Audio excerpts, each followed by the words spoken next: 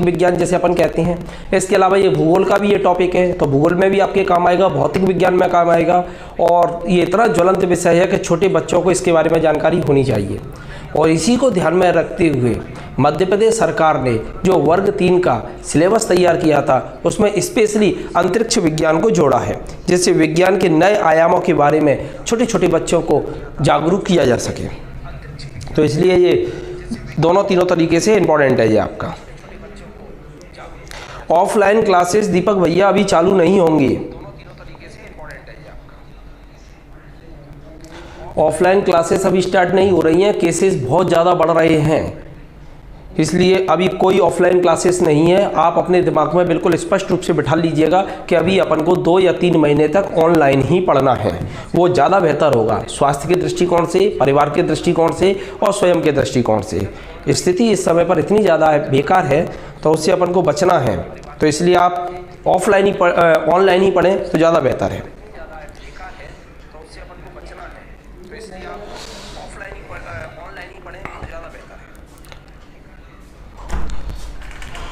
चलिए चालू कर रहे हैं अपन। आप कोई दिक्कत तो नहीं है सर?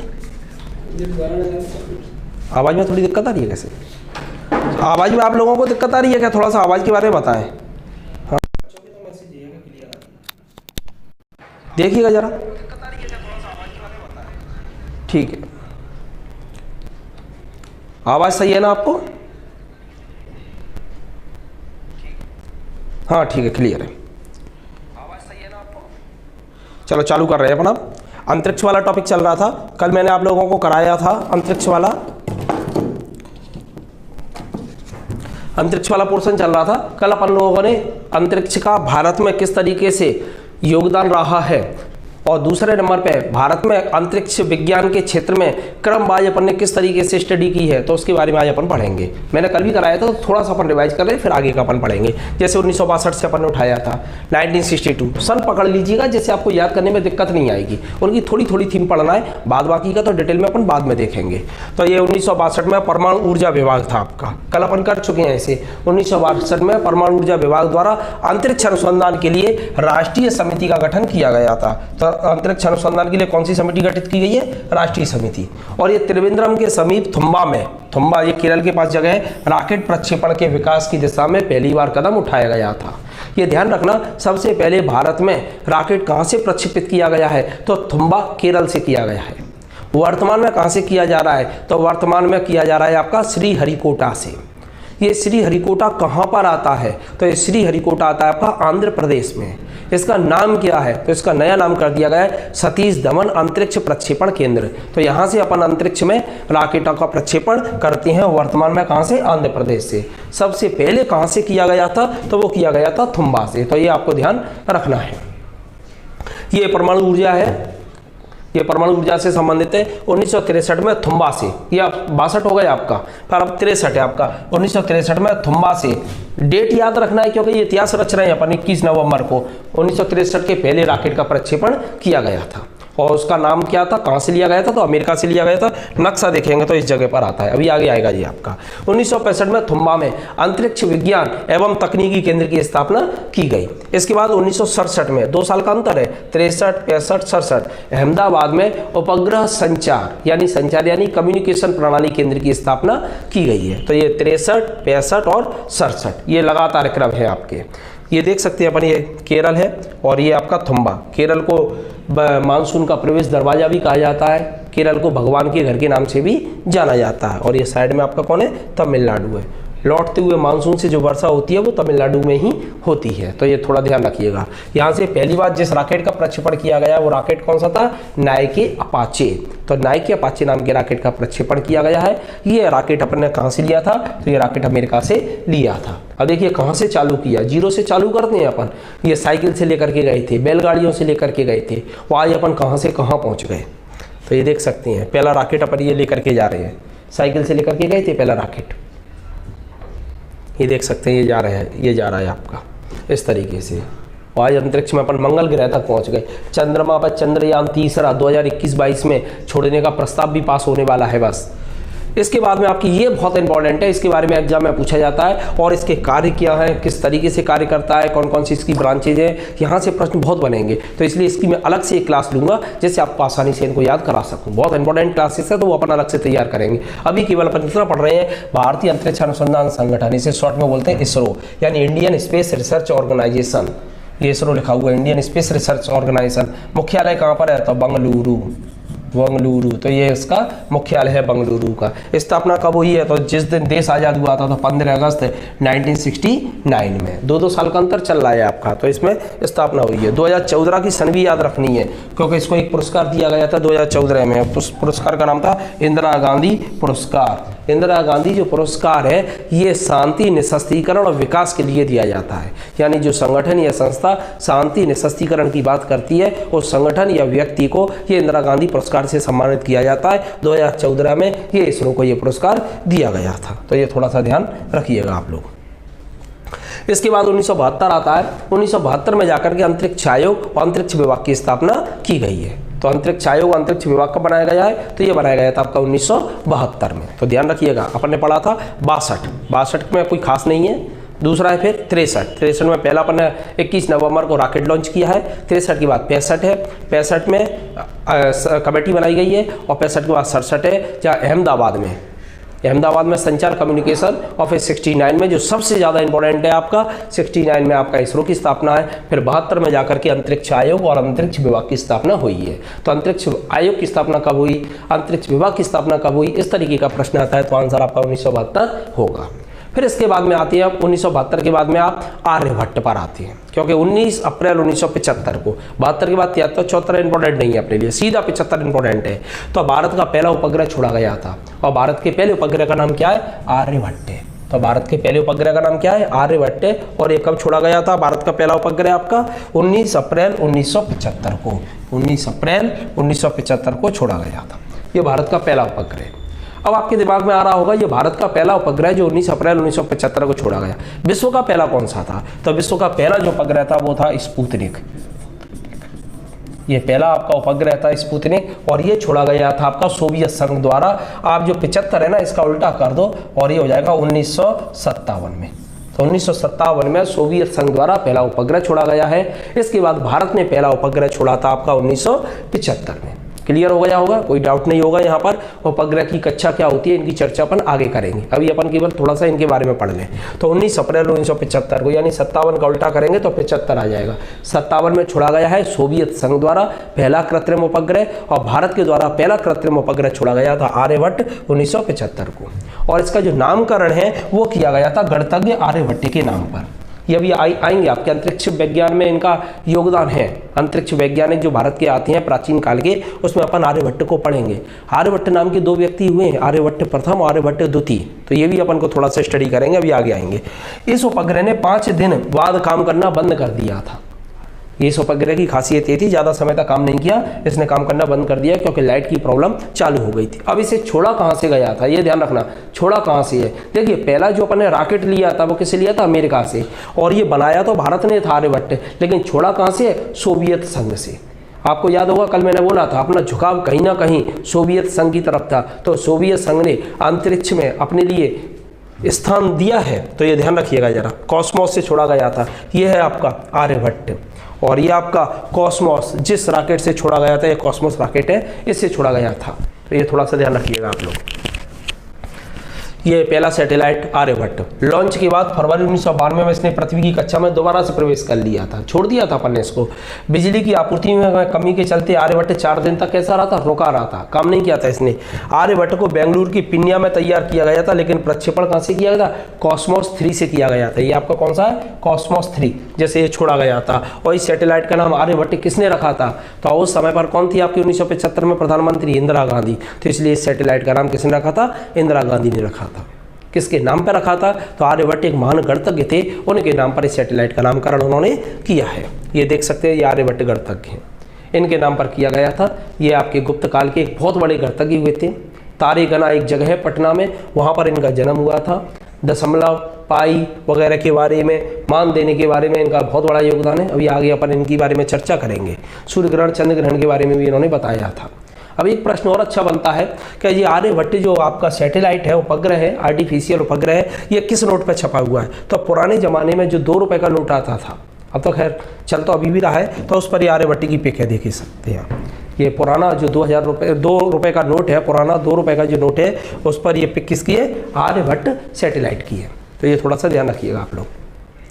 1976, अब 75 की बात आते हैं 76 में। 76 में उपग्रह के माध्यम से पहली बार शिक्षा देने के लिए प्रायोगिक कदम उठाया गया था, यानी सैटेलाइट के माध्यम से शिक्षा दी जाए। जैसे आज आप देख रहे हैं बहुत सारे सैटेलाइट के माध्यम से स्टूडियो खुल गए हैं और सैटेलाइट के माध्यम से दूरदर्शन वगैरह ये सब अपनी शिक्षा दे रहे हैं, क्योंकि इस समय कोविड का दौर चल रहा है और एजुकेशन जितने भी हैं आपके, कुछ तो यूट्यूब चैनल तो ये चल ही रहा है, लेकिन इससे पहले आपके दूरदर्शन वगैरह पर क्लासेस वगैरह चालू की गई हैं। तो ये ध्यान रखना 1976 में इस समय का ये प्रश्न बनता है आपका कि पहली बार उपग्रह या सैटेलाइट के माध्यम से शिक्षा देने का प्रयास सर्वप्रथम कब किया गया? तो ये 1976 में किया गया है। ये थोड़ा सा ध्यान रखिएगा शिक्षा को लेके। फिर इसके बाद आता है भास्कर। 76 हो गया, 76 के बाद 77 में कुछ नहीं हुआ, 78 में कुछ नहीं हुआ, 79 पर आते हैं अपन सीधा। 79 ये भारत का दूसरा उपग्रह है भास्कर, जो 455-45 किलो का था। तो ये जरूरी नहीं है आपको किलो याद रखने का, पृथ्वी की कक्षा में स्थापित किया गया था। ये प्रश्न ऐसे आ जाता है कि बताइए भास्कर को कब लॉन्च किया गया? तो भास्कर को लॉन्च किया 1979 में, और आर्यभट्ट के बाद ये दूसरा है आपका भास्कर। पहला कौन सा हो गया? आर्यभट्ट हो गया, जो 1975 में किया गया है। फिर 4 साल बाद यानी 79 में जाके अपन ने कौन सा किया है? भास्कर किया है। भास्कर के बाद फिर रोहिणी आएगा आपका, रोहिणी भी इंपॉर्टेंट है, श्रृंखला है आपकी। फिर 1980 में 1 साल बाद ही रोहिणी, भारतीय अंतरिक्ष अनुसंधान संगठन यानी इसरो द्वारा शुरू की गई उपग्रहों की एक श्रृंखला है। ये खाली रोहिणी केवल एक उपग्रह नहीं है, इसमें कई श्रृंखलाएं चालू है। ये रोहिणी फर्स्ट, सेकंड, थर्ड इस तरीके से अपन ने छोड़े थे। रोहिणी श्रृंखला में 4 उपग्रह थे जो सभी भारतीय उपग्रह प्रक्षेपण वाहन द्वारा प्रक्षेपित किए गए थे, जिनमें से 3 सफलतापूर्वक कक्षा में क्या हो गए? स्थापित हो गए, और एक कैसा हो गया? फेल हुआ। रोहिणी को कहाँ से छोड़ा गया था? तो रोहिणी के जो थे उनको छोड़ा गया था सतीश धवन अंतरिक्ष केंद्र से। बताइएगा जरा, सतीश धवन अंतरिक्ष केंद्र कहाँ पर है? जरा आप लोग जवाब दीजिएगा, सतीश धवन अंतरिक्ष केंद्र कहाँ पर है? बताएं, आप लोग जवाब दीजिए जरा, सतीश धवन अंतरिक्ष केंद्र कहाँ पर है?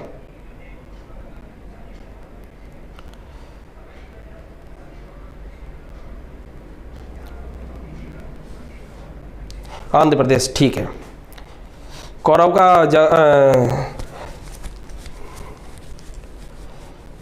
और लोग जरा जल्दी जवाब दें।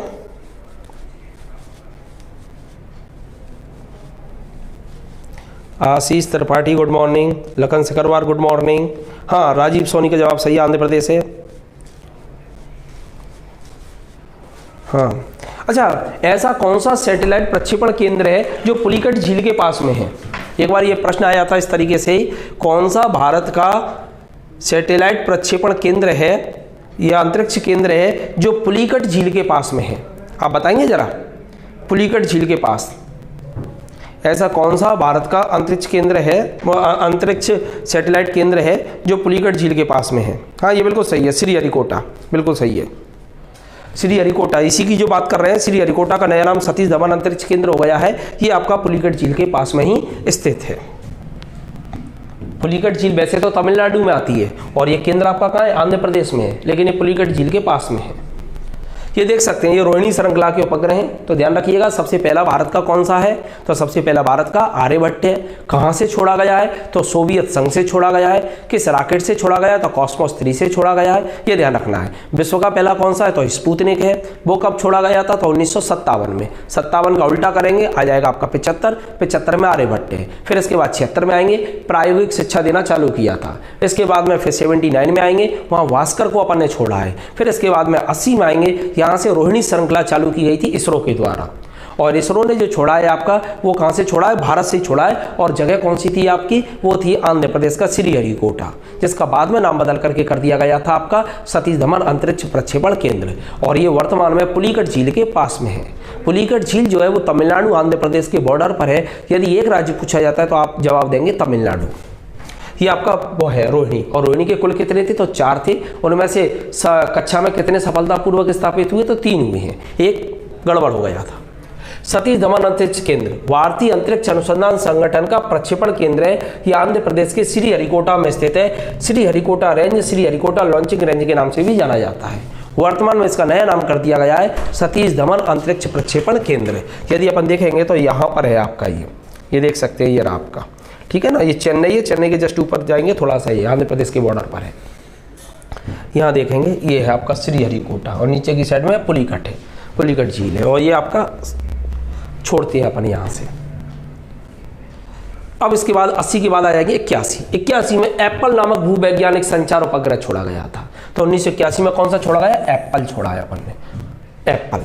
बस नाम याद रखना है और कुछ याद नहीं करना। 81 में आपका। इसके बाद 82 में कुछ नहीं हुआ, सीधा 83। ये इंपॉर्टेंट है, इस सन को आपको अच्छी तरह से याद रखना है, 83, क्योंकि यहाँ से 83 से आपकी कौन सी श्रृंखला चालू हो गई? तो 83 से जो आपकी श्रृंखला चालू हुई है वो चालू हुई है इनसेट श्रृंखला। बहुत इंपॉर्टेंट है ये आपकी इनसेट श्रृंखला।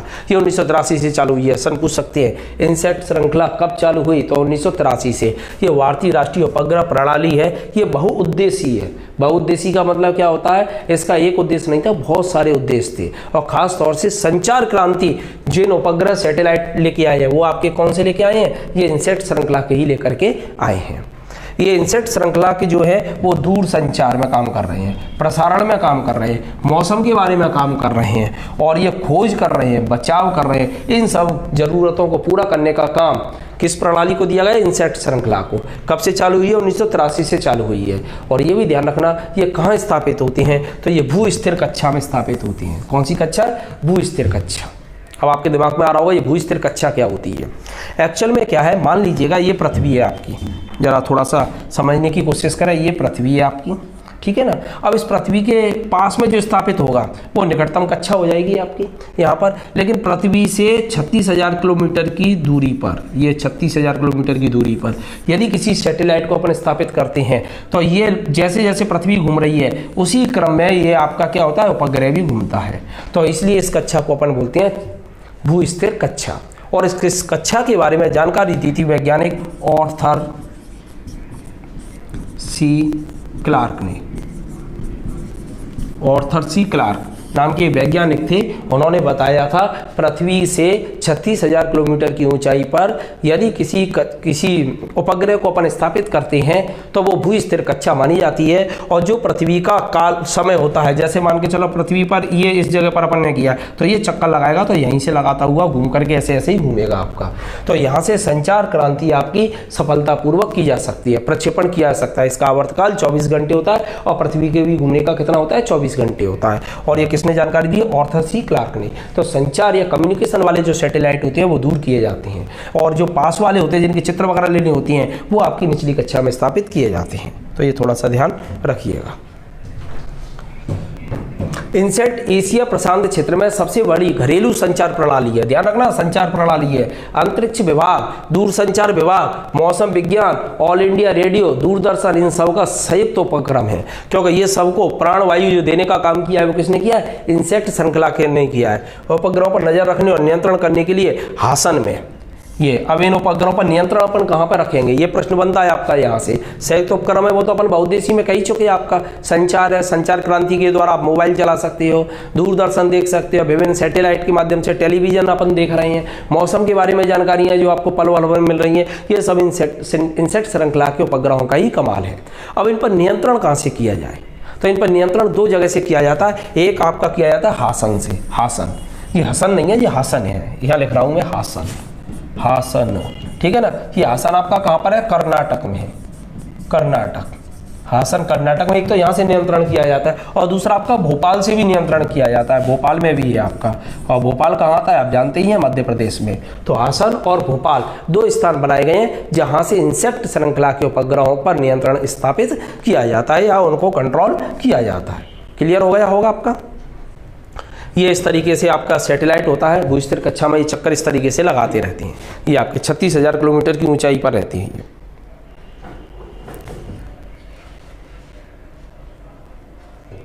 ये इस तरीके से चक्कर लगाते हैं आपके, ये देख सकती हैं।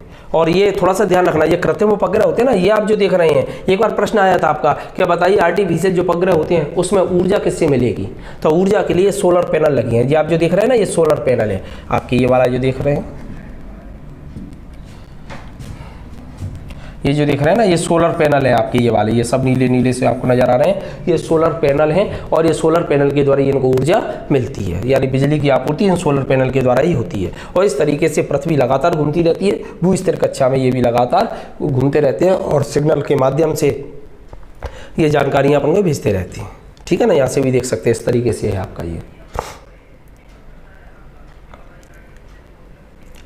अब आती है 1984, ये भी ऐतिहासिक दिन है आपका 1984, अपन डिटेल में इसको अलग से पढ़ेंगे। ये 1984 में भारत और सोवियत संघ, देखिए दोबारा से सोवियत संघ अपनी महत्वपूर्ण भूमिका में है आपका, तो भारत और सोवियत संघ द्वारा संयुक्त अंतरिक्ष अभियान चालू किया गया था। उस संयुक्त अंतरिक्ष अभियान में पहली बार भारत के जिस व्यक्ति को पहुंचाया गया था वो थे मिस्टर राकेश शर्मा। तो ये राकेश शर्मा अंतरिक्ष में जाने वाले पहले व्यक्ति हैं, ये थोड़ा ध्यान रखिएगा। तो भारत और सोवियत संघ द्वारा संयुक्त अंतरिक्ष अभियान में राकेश शर्मा का पहला भारतीय अंतरिक्ष यात्री बने थे। अब आपके दिमाग में आ रहा होगा इससे पहले कौन गया था, तो सबसे पहले अंतरिक्ष में जो गए हैं आपके, वो सोवियत संघ ने भेजा था, अमेरिका ने नहीं भेजा है। अमेरिका ने सबसे पहले आदमी को जो पहुंचाया था स्पेस में, वो स्पेशली चंद्रमा पर पहुंचाया था, नील आर्मस्ट्रांग वगैरह का नाम सुना होगा, है ना। और भारत में पहले कौन गया, राकेश शर्मा। और राकेश शर्मा से जब इंदिरा गांधी ने पूछा था बताइए कैसा लग रहा है, तब इन्होंने वहीं से जवाब दिया था, सारे जहां से अच्छा हिंदुस्तान हमारा। तो ये प्रश्न एक बार आया था कि ये किसने कहा था अंतरिक्ष से, सारे जहां से अच्छा हिंदुस्तान हमारा, तो ये कहा था राकेश शर्मा ने। तो ये ध्यान रखिएगा जरा थोड़ा सा। इसके बाद एक श्रृंखला और चालू की गई थी, वो थी आपकी IRS श्रृंखला। अगली कौन सी श्रृंखला स्थापित की अपने, IRS। पहली थी इंसेक्ट, अब दूसरी IRS। तो ये भारतीय सुदूर संवेदन उपग्रह प्रणाली है, पृथ्वी के अवलोकन उपग्रह की एक श्रृंखला है। ये एक्चुअल में पृथ्वी को वॉच करती है पूरी, वो संचार कम्युनिकेशन के लिए थी। ये वास्तव में ये बनाई गई है किसके लिए, ये इसरो द्वारा इनका रखरखाव किया जा रहा है। ये रिमोट सेंसिंग सेवाएं उपलब्ध कराती है और पृथ्वी पर जो आपकी अपॉर्चुनिटी है, रिसोर्सेस हैं, संसाधन हैं, जैसे खनिज कहाँ पर है आपके, मिट्टी कहाँ पर है, मिट्टी का सर्वे कैसी है, नदियाँ किस तरीके से बह रही हैं, उनका डायरेक्शन क्या है, इन सब चीज़ों पर मैप कैसे बनाया जाए, डिजाइन कैसे तैयार किए जाए, उन सब के लिए भारतीय सुदूर संवेदन उपग्रह श्रृंखला थी, जिसके नाम दिया गया था IRS। ये भूस्थिर कक्षा में स्थापित नहीं है, ये पृथ्वी के बिल्कुल पास में है, लो ऑर्बिट में स्थापित की गई है, जिससे आसानी से यहाँ पर मैपिंग वगैरह की जा सके। तो ये थोड़ा ध्यान रखिएगा। इसरो ने भूस्थिर प्रायोगिक उपग्रह की श्रृंखला एक और चालू की गई है, ये आपकी वही है आपकी भूस्थिर है, यानी 36,000 किलोमीटर वाली है, और इसे नाम दिया गया GSAT श्रृंखला। ये नई है, नवीनतम है आपकी GSAT श्रृंखला, इसरो ने चालू की है, भूस्थिर है, ये प्रायोगिक उपग्रह की श्रृंखला है, इसमें परीक्षण किए जाएंगे आपके, अप्लाइड है ये। तो ये GSAT ये कैसा है, भूस्थिर है। इंसेक्ट भूस्थिर है, IRS भूस्थिर नहीं है, ये ध्यान रखना। ये इस तरीके से प्रयोग किए जाएंगे आपके। इसके बाद कल्पना फर्स्ट, ये नाम भी आपको याद रखना है, इसरो का पहला मौसम समर्पित उपग्रह है जी आपका। कल्पना को आप जानती हैं, भारत की रहने वाली थी, हरियाणा करनाल की हैं। अमेरिका ने इनको अंतरिक्ष स्टेशन पर भेजा था, ISS पर भेजा था। तो इस तरीके से भारत की ओर से अंतरिक्ष में जाने वाली पहली महिला कौन हो जाएंगी आपकी, तो ये कल्पना है। कल्पना दूसरी उड़ान में जब गई थी कोलंबिया मिशन के तहत, तो उसमें विमान क्रैश हो गया था यार, और उसमें सभी यात्रियों के साथ में इनका भी निधन हो गया था। बाद में इसरो ने पहला मौसम उपग्रह प्रक्षेपित किया था, ये 2002 में प्रक्षेपित किया था। ये ध्रुवीय उपग्रह प्रक्षेपण यान द्वारा लॉन्च किया गया था, और इस उपग्रह को नाम दिया गया था मैटसैट फर्स्ट। इसे नाम क्या दिया गया है, मैटसैट फर्स्ट। और बाद में जब कल्पना चावला का निधन हो गया था, तो उनके सम्मान में इस सैटेलाइट का नाम, मैटसैट फर्स्ट का नाम रख दिया गया था कल्पना फर्स्ट। तो ये ध्यान रखिएगा, कल्पना फर्स्ट किसका नाम है, मैटसैट फर्स्ट का ही नाम है। ये कब लॉन्च किया गया है, तो 2002 में लॉन्च किया गया है। ये सन इतनी इंपॉर्टेंट नहीं है अपने लिए, लेकिन ये इंपॉर्टेंट है कि ये मौसम को समर्पित है, ये मौसम को समर्पित उपग्रह है। यदि आप सन याद रख लेते तो अच्छा है, नहीं रख पाते तो कोई बात नहीं है, लेकिन इसको याद रखना, मैटसैट फर्स्ट भारत का पहला मौसम उपग्रह था। किसने डिजाइन किया था, इसरो ने। बाद में इसका परिवर्तित नाम क्या कर दिया, कल्पना फर्स्ट। तो चाहे मैटसैट फर्स्ट कहें चाहे कल्पना फर्स्ट कहें, दोनों की बात एक ही है, ये मौसम से संबंधित सैटेलाइट या उपग्रह है आपका। फरवरी 2003 में भारतीय प्रधानमंत्री अटल बिहारी वाजपेयी ने स्पेस शटल कोलंबिया में, स्पेस शटल था आपका कोलंबिया, ये याद है आपका, अंतरिक्ष स्टेशन को लाने ले जाने का काम करती हैं। ये आप जो देख रहे हैं ना, ये अंतरिक्ष स्टेशन है आपका, ये वाला, अभी दिखाऊंगा मैं आगे चल के। तो भारतीय मूल की नासा अंतरिक्ष यात्री कल्पना चावला की याद में इस उपग्रह का नाम रख दिया था कल्पना फर्स्ट। ये 2003 में किया गया, ये आप जानते ही हैं, हरियाणा अंतरिक्ष परी कहा जाता है इन्हें। इस तरीके से अंतरिक्ष स्टेशन पर चक्कर लगा रहा है ये आपका, ये मौसम से संबंधित है आपका। ये कल्पना चावला डिटेल में पढ़ेंगे, अभी अपन अंतरिक्ष वैज्ञानिक पढ़ेंगे, वहाँ इनकी स्टडी करेंगे अपन। ये आपका अंतर्राष्ट्रीय अंतरिक्ष स्टेशन जो आप देख रहे हैं, ये अंतर्राष्ट्रीय अंतरिक्ष स्टेशन है। राकेश शर्मा भी अंतरिक्ष में गया था, तो अंतरिक्ष में कहाँ गया था, यहीं गए थे, ये अंतर्राष्ट्रीय अंतरिक्ष स्टेशन पर ही। ये अंतर्राष्ट्रीय अंतरिक्ष स्टेशन जो है ना, ये कई देशों ने मिलकर के बनाया है और यहाँ जाकर के वैज्ञानिक इसमें रहते हैं, प्रयोग करते हैं। जो यान होते हैं आपके कोलंबिया वगैरह यान, वो इसी से आकर के अटैच हो जाती हैं, अटैच होकर के अंतरिक्ष यात्री इसमें चले जाते हैं और वहाँ से वापस निकल करके जो वापस आने वाले होते हैं उन्हें पृथ्वी पर वापस ले आते हैं अपन।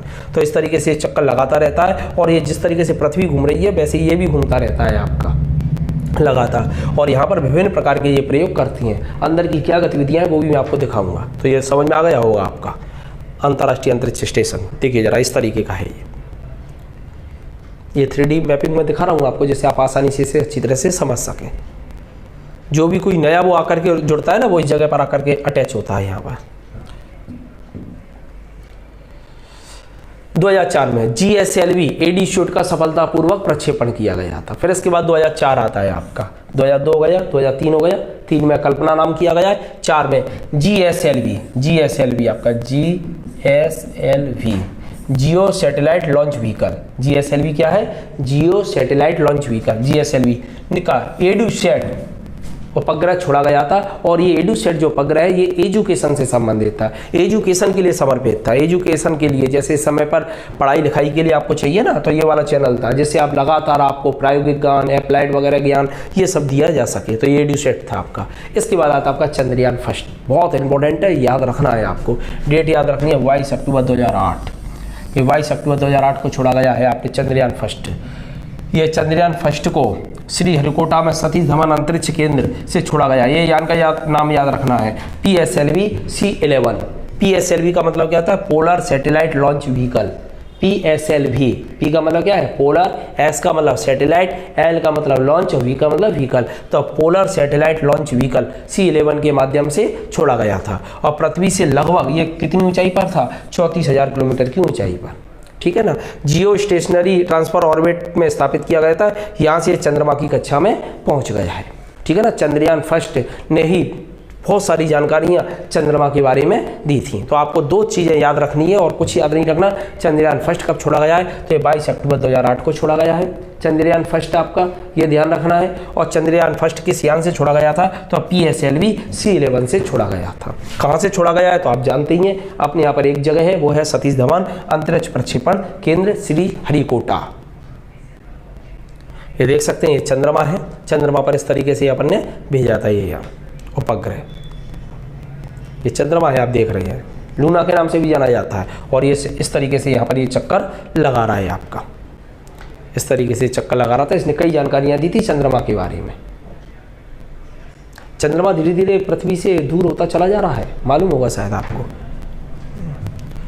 चंद्रयान फर्स्ट परियोजना का नाम सोमयान रखा गया था। सोम किसको कहा जाता है, चंद्रमा को कहा जाता है, इसलिए सर्वप्रथम इस परियोजना का नाम क्या रखा गया था, सोमयान। किंतु प्रधानमंत्री अटल बिहारी वाजपेयी ने इसका नाम रख दिया चंद्रयान। तो अटल बिहारी वाजपेयी ने इसका नाम चंद्रयान रखा है, प्रारंभ में इसका नाम सोमयान रखा गया था। इसके साथ ही भारत चंद्रमा की सतह पर पड़ताल करने के लिए भेजने वाला दुनिया का कौन सा देश बन गया था, 6वां। तो ये भी ध्यान रखना है, चंद्रमा की जाँच करने वाला कौन सा देश है, भारत 6वां था। कब, जब चंद्रयान फर्स्ट छोड़ा गया था उस समय पर। तो ये थोड़ा सा आपको ध्यान रखना है चंद्रयान फर्स्ट के बारे में।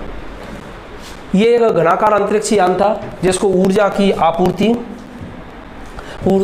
आपूर्ति सौर एरे एवं लिथियम आयन बैटरियों के द्वारा की जाती थी। तो ये बैटरी वगैरह ये आपको याद नहीं रखना, ये एग्जाम वगैरह में नहीं पूछी जाएंगी, तो इसलिए इनको ध्यान मत दें।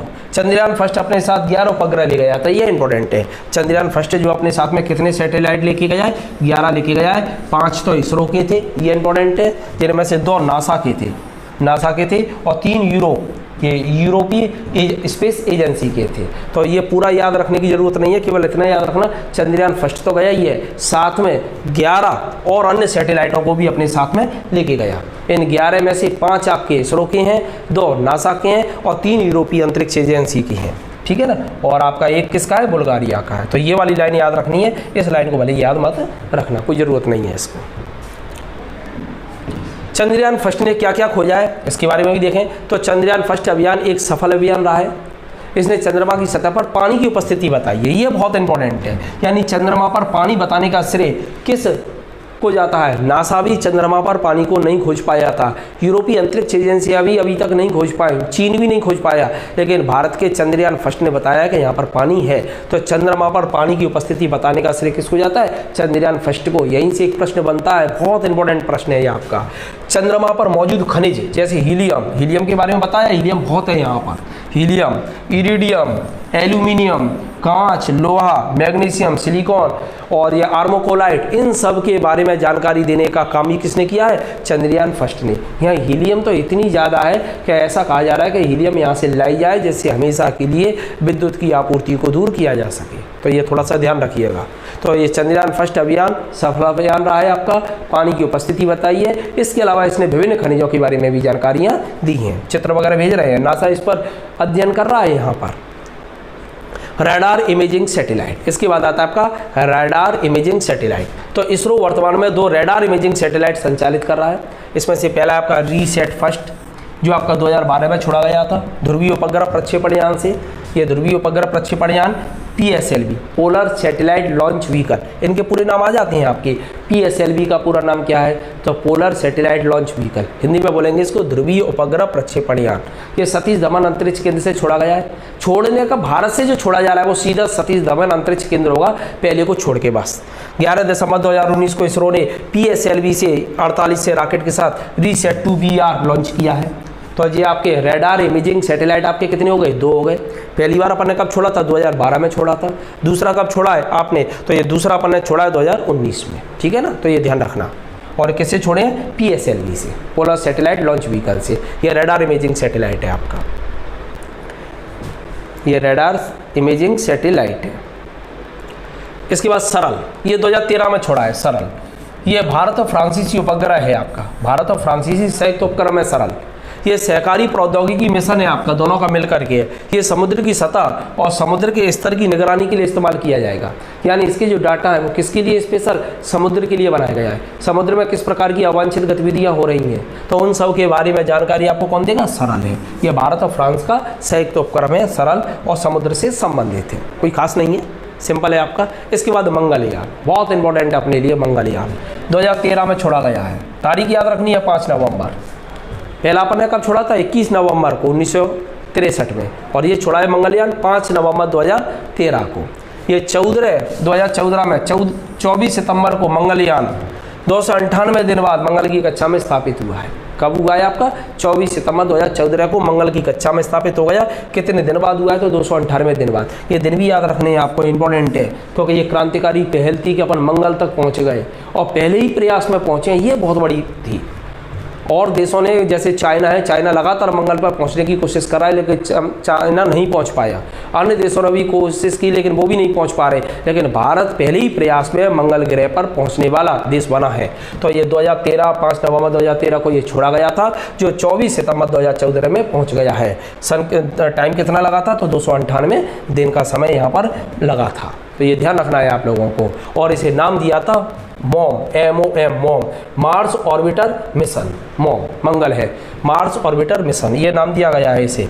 ये भारतीय अंतरिक्ष अनुसंधान संगठन की महत्वाकांक्षी परियोजना है, जैसे अपन मंगल पे। अच्छा, आप बताएं जरा, एक प्रश्न का जवाब दीजिएगा कि जैसे अपन चंद्रमा पे जा रहे हैं, मंगल पे जा रहे हैं, या मंगल पे पहुंच गए, पहुंचने के बाद वापस लौट आया, अंतरिक्ष यान नष्ट हो गया, सब कुछ हो गया, तो अपन क्यों जा रहे हैं यहाँ पर? यहाँ पहुँचने से फ़ायदा क्या होगा? थोड़ा सा बताइएगा जरा आप लोग, एक प्रश्न का जवाब दीजिएगा। चंद्रमा पर जैसे अपन ने चंद्रयान फर्स्ट भेजा, पानी की उपस्थिति का पता चल गया, खनिजों के बारे में भी पता चल गया। फिर अपन ने चंद्रयान 2 लॉन्च किया, जिसमें से आपका लैंडर थोड़ा सा गड़बड़ हो गया, बाद बाकी का सब काम कर रहे हैं आपके। इसके बाद अपन चंद्रयान 3 को भी भेज रहे हैं, अंतरिक्ष में भी अपन भेज रहे हैं, अंतरिक्ष का भी चल रहा है। तो मेरा प्रश्न है कि इन विभिन्न ग्रहों पर अपन जो भेज रहे हैं, यानों वगैरह को उपग्रहों पर भेज रहे हैं, इससे भारत को क्या फ़ायदा होगा? इतने सारा अपन पैसा निवेश कर रहे हैं, इससे फ़ायदा क्या होगा? बताएं जरा आप लोग, थोड़ा सा जवाब दीजिएगा, फिर आगे क्लास चालू करते हैं अपन। थोड़ा सोचिएगा। कोई बच्चा आपसे पूछ रहा है, आप टीचर हैं क्या मैडम या सर, आप ये बताएं, रहने के लिए? नहीं, शिवम रहने के लिए नहीं है, रहने के लिए नहीं है, कुछ और भी सोचो। चंद्रमा पर जाकर के अपन रहने के लिए नहीं है, और सोचें। हाँ, हालांकि ये जवाब है रहने के लिए, पर थोड़ा सा और सोचें आप। ये डॉली शर्मा रहने के लिए जगह मिल जाएगी, हाँ ये जवाब हो सकता है, पर ये ऑथेंटिक जवाब नहीं है। ये बात सही है, रहने के लिए जगह मिल जाएगी। अब जैसे मंगल ग्रह पर एक अभी कभी आपको टाइम मिलेगा मैं पढ़ाऊंगा, उसमें मंगल ग्रह पर यूरोपीय अंतरिक्ष एजेंसी के द्वारा वहाँ पर फ्लैट काटे जा रहे हैं, चंद्रमा पर फ्लैट काटे गए हैं, आप लोगों को मालूम होगा। सुशांत सिंह राजपूत ने चंद्रमा पर अपना एक प्लॉट भी लिया था, पता होगा शायद, है ना, एक कंपनी है वो बेच रही है। अब मंगल ग्रह पर आप पहुँच तो जाओगे लेकिन वापस लौट करके नहीं आ सकते। तो आप सोच ही लो, यहाँ से अभी मैंने बताया था 298 दिन तो पहुँचने में ही लगेंगे आपके। रहने के लिए हो सकता है पहला आंसर, लेकिन मेन जो आंसर है वो क्या होगा? और सोचें ज़रा, किसी बच्चे ने आपसे पूछ लिया, आप टीचर हैं, क्या जवाब देंगे आप? क्या चंद्रमा पर चंद्रयान फर्स्ट, चंद्रयान 2 और चंद्रयान 3 छोड़ रहे हैं, अंतरिक्ष में छोड़ रहे हैं, बहुत सारा पैसा खर्च कर रहे हैं, यदि इसी पैसे को हम जैसे बेरोजगार लोगों को नौकरी देने में लगा दे सरकार, या विकास में लगा दे तो ज़्यादा बेहतर होगा। बहुत सारे लोगों के दिमाग में आता होगा, और इतने करोड़ों अरबों रुपया इन मिशनों में देने से फ़ायदा क्या होगा? खनिज ज़्यादा है, हाँ ये है एक्चुअल, बिल्कुल सही है। एक्चुअल में क्या है कि इन देशों में इसलिए भेजे जाते हैं यान वगैरह, क्योंकि जैसे आपको मालूम होगा अंटार्कटिका को अपन लेते हैं, यहाँ थोड़ा उदाहरण में समझ लीजिएगा। ये पृथ्वी है और ये पृथ्वी का दक्षिणी ध्रुव है अंटार्कटिका, ठीक है ना। ये पृथ्वी का ऊपर का ध्रुव है, जैसे अपन आर्कटिक कहते हैं, उत्तरी ध्रुव। ये पृथ्वी का दक्षिणी ध्रुव अंटार्कटिका है। यहाँ भारत ने, पहले भारत नहीं गया था, अन्य देश गए थे और यहाँ पर प्रोजेक्ट उन्होंने लॉन्च कर दिए। फिर भारत ने भी अपना जाकर के प्रोजेक्ट लॉन्च कर दिया। भारत ने यहाँ पर प्रोजेक्ट लॉन्च क्यों किया? पैसा यहाँ क्यों निवेश कर रहा है? वो इसलिए कर रहा है क्योंकि यहाँ पर खनिज बहुत सारे हैं। ये विज्ञान को समर्पित महाद्वीप है आपका अंटार्कटिका। अब इस जगह पर जाके जब खनिज मिलेंगे आपको, तो जो देश यहाँ प्रोजेक्ट स्थापित कर चुके हैं या जो देश अपनी यहाँ पर उपस्थिति एक बार दर्शा चुके हैं, तो उन देशों में ही इन संसाधनों का बंटवारा किया जाएगा। जैसे मान लीजिएगा चंद्रमा की अपन बात कर रहे हैं, तो चंद्रमा पर यदि आगे चल करके विभिन्न प्रकार के जो खनिज मिल रहे हैं, कई तो ऐसे खनिज मिले हैं जो केवल चंद्रमा पर ही पाए जाते हैं, यदि उन खनिजों को पृथ्वी पर लाने में कामयाब हो गए तो आगे चल करके बहुत बड़ी क्रांति होगी। एक नया एक सिस्टम और लागू होने वाला है आपका, क्या हमें चंद्रमा पर ही जाकर के अपन सैटेलाइट स्थापित करें बिजली, और वहाँ से बिजली को पृथ्वी पर लेकर के आए, तो जो खनिजों का जो बंटवारा होगा तो उस बंटवारे में भारत की भी हिस्सेदारी होगी, क्योंकि भारत चंद्रमा पर कदम रख चुका है। मंगल ग्रह के खनिजों पर या संसाधनों पर जब भी बंटवारे की बारी आएगी तो उसमें भारत की हिस्सेदारी रहेगी, क्योंकि भारत मंगल ग्रह पर पहुँच चुका है। तो इस वजह से इन चीज़ों को रखा जाता है और अंतरिक्ष में पकड़ को मजबूत किया जाता है। हाँ बिल्कुल सही है, खोज करने के लिए जाते हैं, और जब भी संसाधनों का बंटवारा होता है तो उन संसाधनों को सब लोगों को मिल सके। जैसे आप लोगों ने देखा होगा निमंत्रण वगैरह आते हैं, नौता वगैरह आते हैं, उस नौता में जाकर के अपन खाना खाने के लिए जाते हैं। कई बार अपन नहीं जा पाते उन शादी वगैरह में, और शादी वगैरह में जब नहीं पहुंच पाते तो यहाँ पर अपन केवल अपनी तरफ से क्या भेज देते हैं, पैसा या लिफाफा भेज देते हैं। तो जिनका लिफाफा पहुँच गया उनके लिए तो आपका रिटर्न गिफ्ट आ जाता है, और जिनका लिफाफा नहीं पहुंचा तो कोई गिफ्ट वगैरह नहीं आता। तो इसी तरीके से चंद्रमा पर जाकर के अपन पहुंच गए एक बार, और पहुंचने के बाद वहाँ पर संसाधन मिले, उन संसाधनों का बंटवारा हुआ, तो जो बंटवारा हुआ है तो जो जो यहाँ पहुँचे हैं उन देशों में उनको बांट दिया जाएगा। इस वजह से इन रिसर्च पर ज़्यादा ध्यान दिया जाता है। उम्मीद है समझ में आ गया होगा आपकी। तो ये मंगलयान है आपका, बहुत इंपॉर्टेंट है, आप देख ही सकते हो। लाल ग्रह है मंगल, इसके 2 उपग्रह हैं, एक आपका फेबोस और दूसरा आपका डेमोस। फेबोस और डेमोस 2 हैं। और पृथ्वी पर जीवन तो है ही, साथ में मंगल के बारे में भी कहा जाता है कि यहाँ पर भी आपका क्या है, जीवन है। और इसी वजह से सबसे ज़्यादा पृथ्वी से उपग्रह जो छोड़े गए हैं या यान जो छोड़े गए हैं वो मंगल ग्रह को जानने के लिए ही छोड़े गए हैं, क्योंकि यहाँ पर पानी की उपस्थिति के प्रमाण मिले हैं। और डिटेल में अपन कभी ग्रह पढ़ेंगे तो उसमें बताऊँगा आपको, ये देख सकते हैं। इस परियोजना के अंतर्गत 5 नवंबर 2013 को मंगल ग्रह का परिक्रमा करने के लिए छोटा सा छोड़ा गया उपग्रह आंध्र प्रदेश के श्रीहरिकोटा स्थित सतीश धवन केंद्र से छोड़ा गया था। तो ये तो अपन पहले भी पढ़ चुके हैं इस चीज़ को, तो है ना। कहाँ से छोड़ा गया? सतीश धवन। यान कौन सा था? PSLV 25, ये याद रखना है। यान कौन सा था? PSLV का मतलब क्या हो गया? Polar satellite launch vehicle C-25, ये ध्यान रखना है आपको, इसके द्वारा छोड़ा गया था।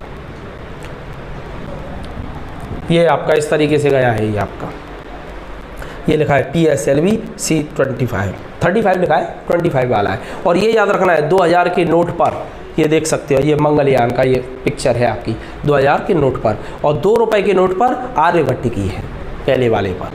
तो 2 सैटेलाइटों की भी है आपकी। तो कितने सैटेलाइटों की ऐसे आ सकता है?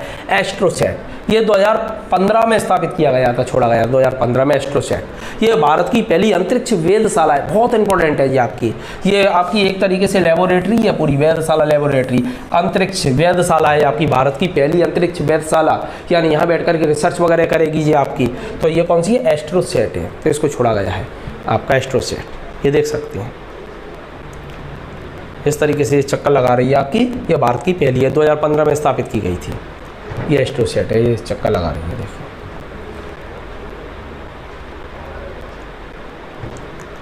और ये देख रहे हैं ना, एनर्जी के लिए आपके सोलर पैनल लगे हुए हैं, ये नीचे से पृथ्वी घूम रही है और ये ऊपर से चक्कर लगा रही है, लो ऑर्बिट कक्षा में रहती है ये आपकी।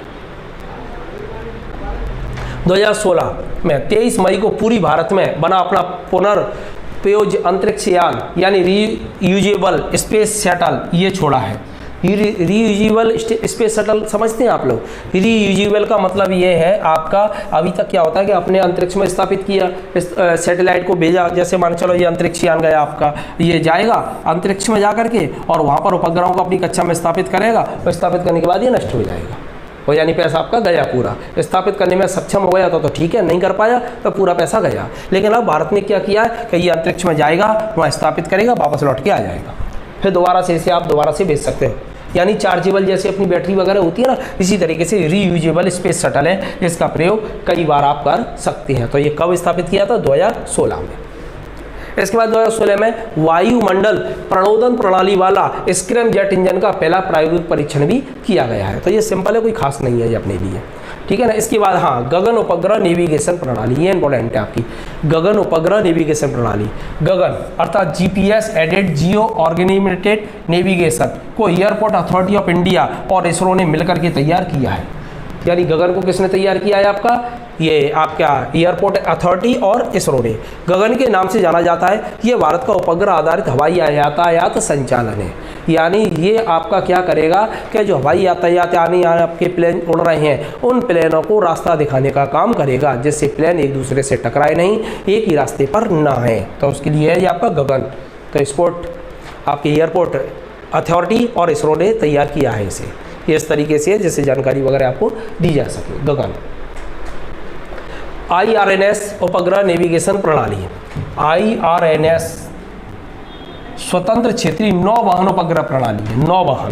नौवहन तो आप जानते हो, आपके पानी के अंदर जो चलती हैं आपकी, उससे संबंधित है, मछुआरों से संबंधित है। मछुआरे क्या होते हैं आपके, एकदम समुद्र के अंदर चले जाते हैं और एकाएक वहाँ पर तूफान वगैरह आ जाए तो उनको पता नहीं चलता। तो इन सब के बारे में जानकारी आपको कौन देगा? IRNS उपग्रह नेविगेशन प्रणाली, उनको रास्ता दिखाएगा समुद्र में। जैसे हवाई यात्रा के लिए कौन सा था आपका? तो वो गगन था, हवाई जहाज। वायुमंडल में रास्ता हवाई जहाज़ों को दिखाने का काम कौन करेगा? गगन करेगा। और ये IRNS ये किसको करेगा? नौ को, नौ यानी पानी में, समुद्री मछुआरों के लिए है ये आपका। दक्षिण एशिया उपग्रह, ये 5 मई 2017, ये भी ध्यान रखना है 2017, क्योंकि ये लेटेस्ट वाली है इसलिए। तो दक्षिण एशिया उपग्रहों को श्रीहरिकोटा प्रक्षेपण केंद्र से छोड़ा गया है। ये उपग्रह पाकिस्तान को छोड़ के, पाकिस्तान से तो अपना पंगा ही है, दक्षिण एशिया में तो पाकिस्तान को तो अपन वैसे ही मदद नहीं करेंगे, सभी सार्क देशों के लिए छोड़ा गया है। तो ये आपका पाकिस्तान को छोड़ करके जो आपके सार्क के सदस्य देश हैं, जिन्हें दक्षिण एशिया के देश के नाम से भी जाना जाता है, उन सबको ये सुविधाएं उपलब्ध कराएगा। जिनको जो जानकारी चाहिए उन सबको ये जानकारी देगा, पाकिस्तान को जानकारी नहीं देगा। दक्षिण एशिया उपग्रह पड़ोसी देशों की हॉटलाइन जल्दी संपर्क बनाएंगे, टीवी प्रसारण करेगा, भारतीय सीमा पर हलचल को रोकेगा। ये सब कामों को करने का काम कौन करेगा? दक्षिण एशिया उपग्रह। इसमें पाकिस्तान शामिल नहीं है, ये ध्यान रखिएगा। ये है आपका इस तरीके से है। अफगानिस्तान है, इंडिया है, नेपाल, भूटान, बांग्लादेश, श्रीलंका और मालदीव, इसमें पाकिस्तान को शामिल नहीं करेंगे, ये सार्क के देश हैं।